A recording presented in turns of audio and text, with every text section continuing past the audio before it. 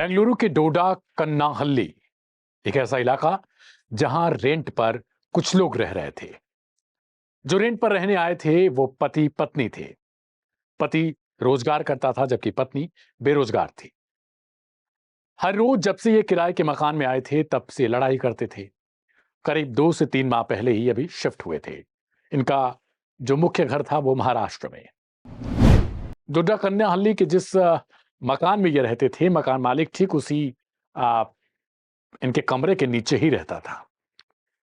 2-3 माह पहले मैंने बताया कि वो आए हुए थे और उसके बाद प्रतिदिन इनकी लड़ाई हुआ करती थी। कभी पति जो है वो पत्नी को गुस्सा करता, कभी पत्नी जो है वो पति पर हाथ छोड़ देती थी, यानी थप्पड़ खींच के मार देती थी। और उसके बाद कई तरीके से प्रेशर करती थी और बार-बार बोलती थी कि शायद मेरे ऊपर तुम हुक्म चला रहे हो क्योंकि मेरे पास जॉब नहीं है और तुम्हारे पास जॉब है तो तुम मेरे ऊपर बहुत ज्यादा हुक्म चला रहे हो। आजकल की लड़कियां तेज हैं, लोग ऐसे नहीं रहते जैसे तुम रखना चाहते हो। ये सब कुछ होता था। इनकी शादी भी आपको बता दे रहे हैं कि वो लगभग 2 साल 2.5 साल पहले ही हुई थी महाराष्ट्र में। पति का नाम है राकेश राजेंद्र संबेकर, वही दूसरी तरफ पत्नी का नाम बताया गया गौरी संबेकर। अब ये रहते रहते अचानक से गुरुवार को इनके बीच में जो है वो लड़ाई इस कदर बढ़ती है कि आ, जो पति है वो हाथ छोड़ देता है। पहले पत्नी थप्पड़ खींच के मारती है और उसके बाद पति हाथ छोड़ देता है। राकेश कई दिनों से, जब से उसकी पत्नी उसके ऊपर हाथ चलाना सीख चुकी थी, जब से उसको उसके साथ गाली गलौज करती थी, उसके साथ जो भी किया करती थी झगड़ा वगैरह, तब से वो अंदर ही अंदर घुटन महसूस कर रहा था। शायद यही कारण था कि वो महाराष्ट्र छोड़कर आया हुआ था। इसके बाद वहीं बगल में ही एक चाकू पड़ा था और वो पहले से ही सोचता था, उसके दिमाग में सब कुछ भर चुका था कि अब सीधा इसका खेल खत्म कर देते हैं। और अचानक से चाकू उठाकर वो अपनी पत्नी के ऊपर वार कर देता है। कुछ ही मिनटों बाद पत्नी की मौत हो जाती है। राकेश हड़बड़ा जाता है। उसे कुछ समझ नहीं आता कि अब वो करेगा क्या। इसके लिए उसने तुरंत जाकर अपने पहले मेन दरवाजे को बंद करता है, उसके बाद फिर पीछे गेट पे आता है। गेट पे आने के बाद वो बैठकर कुछ सोचता रहता है कि अब तो मर चुकी है, अब करूं तो क्या करूं। बार बार अपने आप को मार रहा है, अपने आप को पीट रहा है वो। उसके बाद कि मैंने ऐसा क्यों किया और कैसे हुआ, ये सब कुछ सोचते सोचते फिर उसके दिमाग में एक आइडिया आता है कि क्यों ना सूटकेस का उपयोग करूं। बॉक्स जो उसके घर में पड़ा हुआ है अलमारी, उससे एक ट्रैवल सूटकेस निकालता है। उसमें अपनी पत्नी के कथित तौर पर टुकड़े भी करता है। उसके बाद सूटकेस में पैक करता है जिस हिसाब से वो आ जाती। और अब पैक करने के बाद वो सीधे वॉशरूम में जाता है और वहां पर उसे छोड़ देता है, यानी उस सूटकेस को, और दरवाजा फिर लॉक कर देता है। अपने घर के दरवाजे को बंद करता है और रेंट के मकान से वापस चला जाता है। जो मकान मालिक है वो तकरीबन शाम के 5:30 बजे के आसपास गुरुवार को पुलिस को सूचना भेजता है और वो कहता है कि ऐसा लग रहा है कोई अपनी जान देने की कोशिश कर रहा है। पुलिस भी शक के आधार पर तुरंत उस जगह पर पहुंचती है। दरवाजा खोलने का प्रयास करती है, दरवाजा खुलता ही नहीं है। फिर किसी तरीके से दरवाजा खोला जाता है। पूरे घर की तलाशी ली जाती है, कुछ मिलता ही नहीं है उसे। पुलिस जाना चाहती है लेकिन वापस से कुछ संदेह के तौर पर वो चली जाती है बाथरूम के साइड, और उसका भी दरवाजा फिर खोलने की कोशिश की जाती है। जब दरवाजा नहीं खुलता तो जबरदस्ती खोला जाता है। अब उनको मिलता है एक ट्रेवल सूटकेस। सूटकेस को वो उठाकर इधर छानबीन कर रहे हैं। दूसरी तरफ जो पति है वो फरार है। अब वो गया कहां, इसके लिए पुलिस वाले सूटकेस को खोलते हैं। सूटकेस में देखते हैं कि ये तो लाश है। लाश जो गर्दन है काटा गया है। शरीर पर कई तरीके के चोट के निशान है।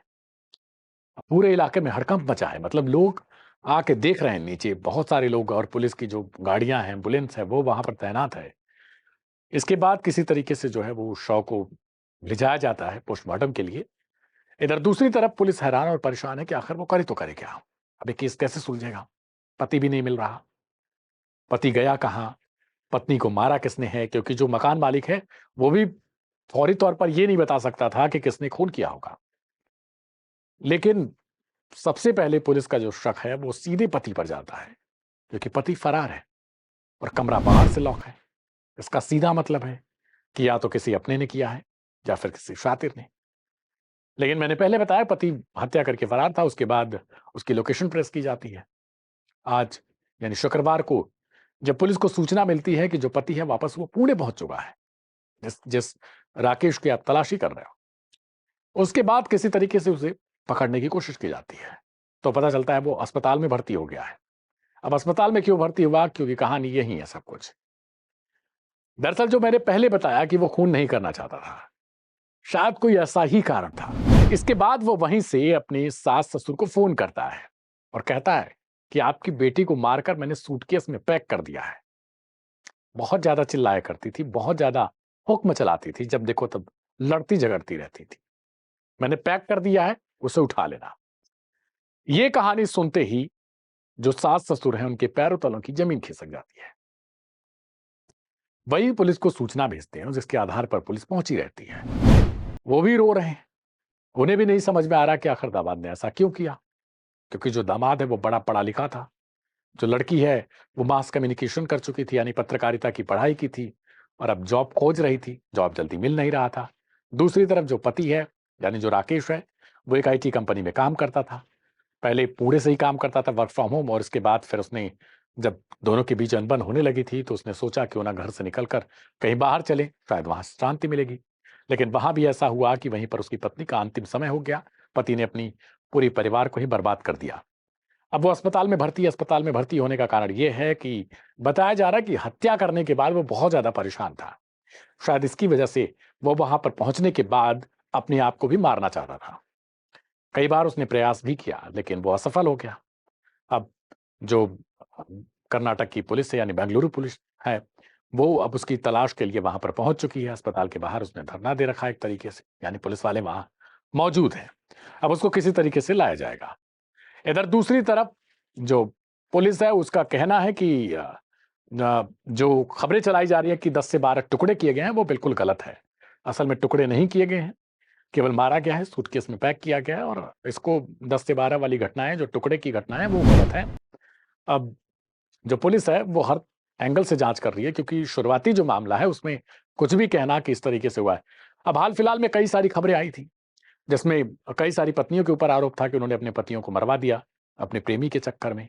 लेकिन इस केस में ऐसा कुछ नहीं है। हाँ, लेकिन पति जो है वो, उसने कहीं ना कहीं एक दरिंदगी को अंजाम दिया कि अपनी पत्नी की हत्या कर दी। किस लिए की, क्यों की, अभी तक ये सब कुछ जो है वो फाइनल नहीं हो पा रहा है। लेकिन 2 साल पहले इन लोगों की जो है वो शादी बताई गई कि उस दौरान इनकी शादी हुई थी। अब क्राइम कथा के पिछले एपिसोड में हमने आपको दिखाया था कि किस तरीके से महाराष्ट्र के पालघर में एक लड़की, जिसकी उम्र तकरीबन 22 से 24 साल थी, उसका पिता उसके साथ करीब 2-3 साल से 4 साल से दुष्कर्म कर रहा था, ऐसा उस लड़की ने आरोप लगाया था। इसके अलावा उसने उसका प्राइवेट पार्ट ही, जिस दिन आया था वो उसके साथ ऐसी घटनाओं को अंजाम देने के लिए, दुष्कर्म करने के लिए, उस लड़की ने उसका प्राइवेट पार्ट काट दिया। ये भी इस एपिसोड कभी आपने देखा और ढेर सारा प्यार दिया था। इसके अलावा मेरठ मर्डर हाल फिलहाल में आपने देखा था, किस तरीके से एक पत्नी जो है, उसने अपने पति, मुस्कान जिसका नाम है, उसने अपने, जो मर्चेंट नेवी में एक एम्प्लॉय था, हाल फिलहाल में उसने वो जॉब छोड़कर लंदन में कुछ और कर रहा था, वो बेकरी की शॉप में काम कर रहा था, उस सौरभ को हत्याकांड का अंजाम दिया, यानी सौरभ हत्याकांड को अंजाम दिया। और किस लिए, सिर्फ अपनी एक, जो उसके अंदर इच्छा थी एक प्रेम मात्र के लिए, और ऐसा प्रेम कि जिसने अपने पति को ही अलग कर दिया। ऐसी घटनाओं को लेकर आपकी राय क्या है, उसे कमेंट बॉक्स में आप बताइएगा। सोमवार को एक नए एपिसोड के साथ फिर से आपके साथ हाजिर होंगे। तब तक के लिए मुझे, यानी दिव्यांशु को, दीजिए इजाजत। क्राइम कथा ऐसे ही देखते रहिए, दूसरों के साथ शेयर जरूर करिएगा, ताकि आपका ढेर सारा प्यार हम तक पहुंचे। नमस्कार।